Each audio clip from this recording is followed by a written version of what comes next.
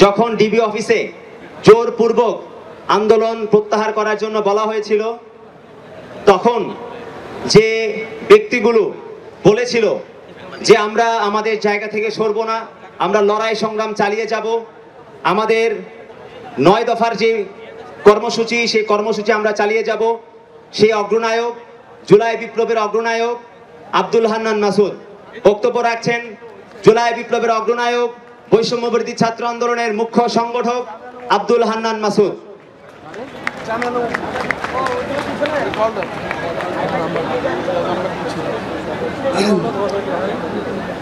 প্রিয় দেশবাসী,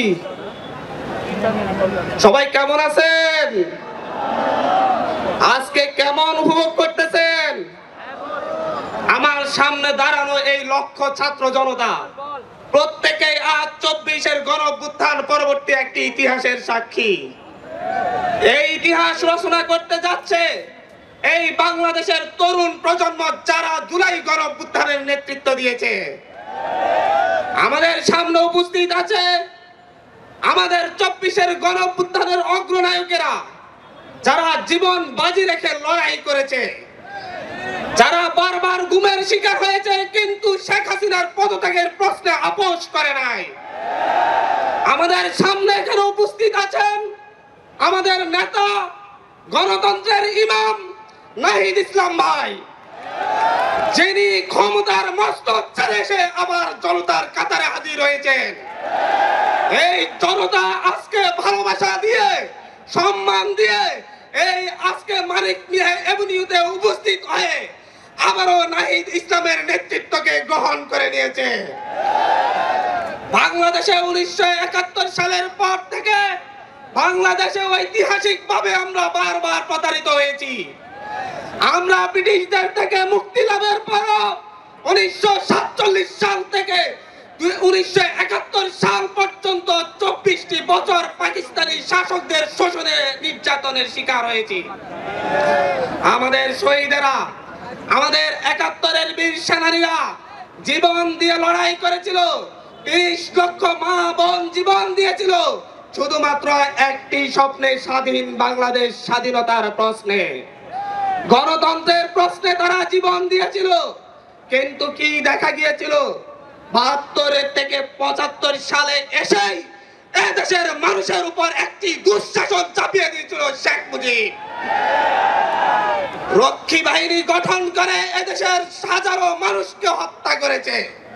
তৎকালীন বিরোধী দলীয় নেতা সিরাজ শিকদারকে হত্যা করে সংসদে দাঁড়িয়ে বলেছিল, কোথায় আজ সিরাজ শিকদার?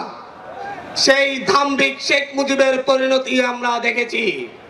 আমরা তার পরবর্তী সময়ে 77 থেকে আমরা তার পরবর্তী সময়ে 6টি বছর মেজর জিয়ার শাসনামল দেখেছি, যেটা বাংলাদেশের মানুষকে একটি পথের দিশা দিয়েছিল। কিন্তু তার পরবর্তী থেকে আবারও বাংলাদেশ পথ হারিয়েছে। স্বৈর শাসন, একদলীয় শাসন এবং প্রতিটি ইলেকশনের আগেই রক্তক্ষয়ী সংঘর্ষ এদেশের মানুষকে আবার জিম্মি করে তুলেছিল। বারবার 1990-এর গণঅভ্যুত্থানের পরে গণতন্ত্রের প্রশ্নে যে মীমাংসা হয়েছিল, সেই মীমাংসাকে উপেক্ষা করে প্রতিটি জাতীয় সংসদ নির্বাচনের আগে এদেশের মানুষ এক দল আরেক দলের মুখোমুখি দাঁড়িয়ে সংঘাতে লিপ্ত হতে বাধ্য হয়েছিল।